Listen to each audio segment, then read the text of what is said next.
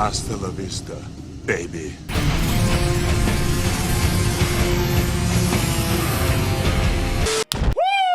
Ladies and gentlemen, can you feel it in the air tonight? I cannot believe we are on the final day of the Separatist reveals. Yesterday, we talked about our Lord and Savior, General Grievous and his rework. Almost hard to believe. It's almost here. Card in the top right-hand corner if you haven't checked it out or you just want to watch it one more time because you might have to pinch yourself that this dream is coming true. Now, as promised in my General Grievous video yesterday, we're going to talk about the Droideka as well as the Magnaguard Rework in this video today. Now, you guys may have already learned some things about those two characters in that Grievous video, but not everything was shown in there, and there's a bigger picture I want to share with you guys that I was kind of told by the developers so we can understand how the Separatist army is supposed to operate. So the first one I want to get to, and probably the one you guys really want to learn more about, is the Droideka. And when I first read this kit, I was like, holy cow, this feels like a real-life Terminator almost, because this guy just sometimes mows through the enemy team. And the cool thing about Droideka, which is a theme I'm kind of seeing with the Separatists,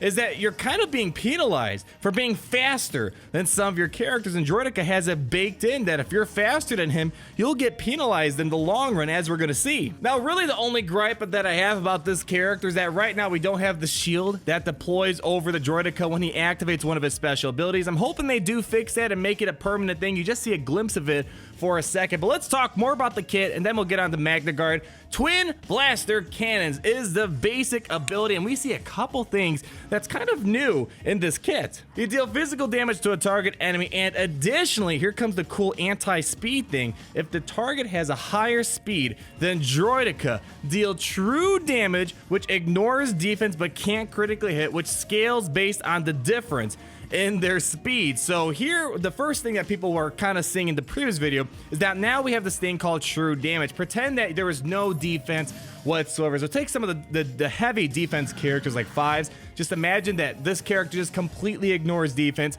and goes right into it and does damage, and this damage keeps going higher depending on how fast that character is. So right now, this character seems to be designed to go up against those Jedi teams that are really, really fast. Those fast Jedi Knight Revenants, fast Yoda teams, and sometimes they take multiple turns. So right here, Droideka is going to penalize you for even making those Jedi fast to begin with, and they're going to do even more damage on top of that. So the thing I'm seeing of Droideka is that this character will be really important for targeting Yoda and mowing him down quickly and triggering those savior effects on Revan, so you can start tearing apart these Jedi one by one. And now, the first special, Destructive Armament, has a cooldown of 3, and what it says is that you deal physical damage to a target enemy and true damage, once more as we explained earlier, which ignores defense but can't critically hit, an additional time for each stack of charge. Then you inflict target lock for 2 turns, and this attack can't be evaded. Now, we're going to talk more about charge in a second. That is tied to the unique ability, which is what you guys did not see in the Grievous reveal video. So the amount of stacks of charge that you have, it means how many times this will hit. Now, some people were tagging a specific time on that Grievous reveal video, and they were like, what the heck just happened to Emperor Palpatine? You see Droideka get ready for an attack and just literally just blows Palpatine away like he's nothing. It's some pretty big damage right here that we're going to see depending on how many stacks of charge that this character has. And just so you know, when you do use his ability, it completely exhausts all of the stacks of charge. So basically it resets to 0, but they quickly stack up throughout the battle. And here we go, special number 2. This is really cool, and I hope they add the whole deflector shield on the Droideka right here. And here we see something really critical to the Separatist faction that kind of ties in well with the General Grievous discussion we had yesterday. Reconstructive Revolution has a cooldown of 3, and first of all, Droideka is going to clear all these debuffs on themselves and gain damage immunity. Yes, kind of like Jango Fett, which can't be copied, so Yoda won't be able to steal this. My goodness, that would be crazy if he could. And you get tenacity up for 2 turns. Then you recover 10% protection for each stack of charge. My goodness. So damage immunity, the first thing people are probably going to wonder, can this character be annihilated by Nihilus? And that is 100% yes. Actually, there was a clip that was shared in this video that was sent to me where you see Droideka get knocked out. But this, unlike Jango Fett, can be dispelled. So a quick swift by, let's say, Bastila could knock out this damage immunity. It is not locked, unlike how Jango Fett has it. So the damage immunity is supposed to kind of make us feel like we have the shield up deployed and this Droideka can't take damage until you disable the shields on them. And kind of like we saw earlier, charge has a really special thing going on here. The more stacks of charge you have, the longer and the more survival and the more durable this Droideka is. And the tenacity up and this damage immunity is going to be more important, but we need to read the unique ability before I explain why damage immunity and the tenacity is going to be very important. Finally, we have the unique ability Deflector Shield Generator. Now this will have a Zeta, only one Zeta on this character, which will be noted on the screen for you guys. What it says is Droideka gains 10% turn meter and a stack of charge for 1 turn whenever an enemy takes a turn. Again, anti-speed going on here. Additionally, Droideka recovers 10% protection whenever it damages a target locked enemy. So that right there is where we get the target lock synergy. Second part here says that Droideka has plus 50% speed and plus 25% evasion unless it has damage immunity. So one damage immunity being on and off has 2 different effects. And if Droideka has damage immunity, it has minus 50% speed and a 35% chance to assist, dealing 50% less damage whenever another Separatist ally uses an ability, which is limited to once per turn. And in case you want to know what charge is, finally, it's not just something that stacks and that tells you how many times you can attack and how many times you can recover protection. What it actually does is you get plus 5% per stack of charge. This damage immunity is that it's really helpful for General Grievous. As we know now, General Grievous is the second character to use Mark in this game, and he uses Mark in a more evil way compared to Revan. Droids for Grievous were expendable. We see Grievous a lot of times in the Star Wars universe just slay droids because he was irritated with them, or throw droids in your way so he can kind of protect himself a little bit. With the Droideka, I do notice a lot in the gameplay that when Grievous has to throw Mark on someone, usually Droideka is one of the first because it goes on the healthiest droid unit on the team. So let's say Droideka parks itself, has damage immunity up, shield is ready, it slows down a little bit. Grievous can throw Mark over on Droideka, and if the AI is going after a Droideka because they're forced to be due to Mark, the Droideka is just soaking up all this damage, and there's nothing you can do about it. And the tenacity up is helping you resist all these debuffs as well on top of that. Overall, really cool character. Very, very excited to put this guy into action. But now, let's move over to Magnaguard. Now, this guy was basically useless before a rework, and now Magnaguard has been designed to really be Grievous's henchman. They kind of help protect Grievous, and they're sharing bonuses with one another. So we kind of see direct synergy between Grievous and the Magnaguard. And the one complaint that I have to put out there is that I'm not crazy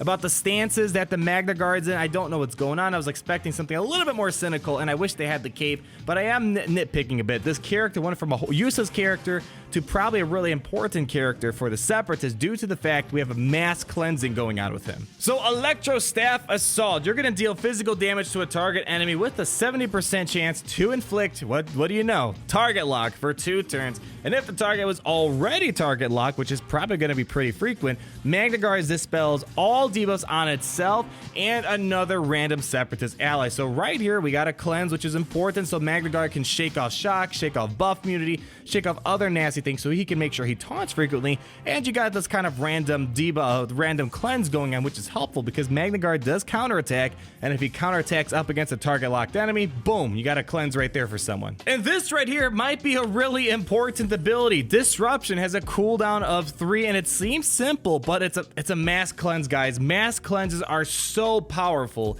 in this game, no matter who it's coming from. Deal physical damage to all enemies and dispel all debuffs on all Separatist allies. And guess what? Here comes the direct synergy with Grievous and Magnaguard. They both gain speed up for 2 turns. So as we kind of talked about in the previous video, you kind of want Grievous to be fast. You want him to take as many turns as possible so he can quickly stack up his health pool and just tear apart the team with his massive damage that he gets, because the more turns Grievous gets, the higher his max health is going to get throughout the whole entire battle. So speed up will definitely help you get there, plus the turn meter coming from the B2 Super Battle Droid and his unique ability. So you want to make sure Grievous is a really fast character, and speed up will help you. And the mass cleansing only for Separatist allies, but this helps ensure that you're clearing off all the nasty stuff so nothing gets in the way of your team. And we got a new special ability to talk about. It's called Stunning Strike. It was teased in their trailer a couple weeks ago. It has a cooldown of 3, and this right here has a Zeta, only 1 Zeta for Magnaguard, and what it says is you deal physical damage to a target enemy and dispel all buffs on them, then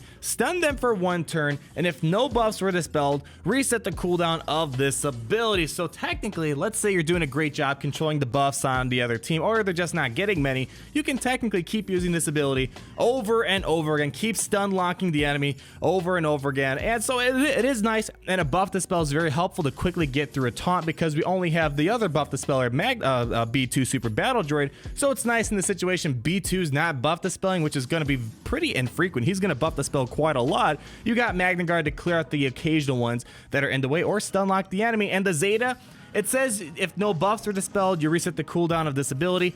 Not sure how valuable that Zeta is. Seems to be the least valuable out of all the Separatist Zetas we've seen so far. So we'll look into it. Not sure if it's going to be 100% worth it, but just want to kind of put my initial thoughts on that out there. And lastly, our unique ability, Relentless Assault, and even more synergy going on between Magnaguard as well as Grievous. And Magnaguard is going to be a taunting character, which is very thematic. You go through Magnaguard before you get the General Grievous, which makes perfect sense.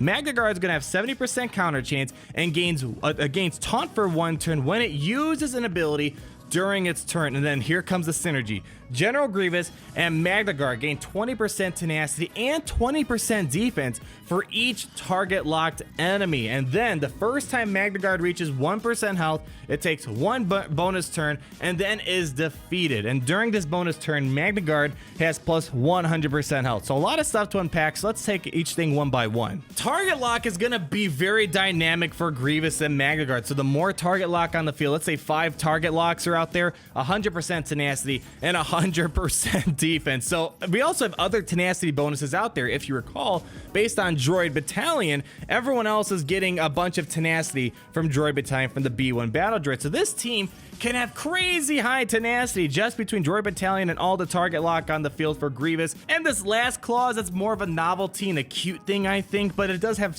a couple uses that I'll point out. But the whole thing about, you know, when you fall down to 1% health, you get 1 more turn.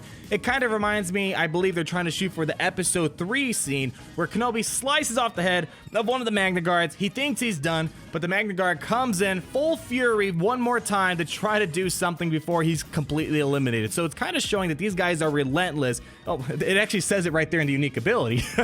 But there's a couple uses out of this. Let's say there's some foresight on the Jedi team and Magnaguard falls down to 1% health. Well, it's kind of nice. He can come in, quickly clear out all that foresight, clearing the way for you, or it could be kind of clutch and knock out a character before he calls pieces out for good. And the 100% offense, I wouldn't put too much weight on it. He's a tank. He's not an attacker, not meant to put out big damage, but that 100% boost can help him sometimes knock out an enemy real quick before he goes out for good. But that's going to be our video for today, ladies and gentlemen. You guys got all the droids out there. Let's talk about it down below in the comments. What are you thinking? You guys got my complete thoughts on what I think about the Separatist crew and how they're going to fit in the meta in that previous video on the Grievous gameplay reveal that I did. I think they're going to be amazing on offense, blow through pretty much everything, but I think on defense they're going to be decent but not invincible by any means of the imagination. Comment down below, like the video if you did enjoy it, and subscribe so you're not missing a thing because we're gonna have a lot of fun this month. And I'll see you guys in the next video. Peace out. Rework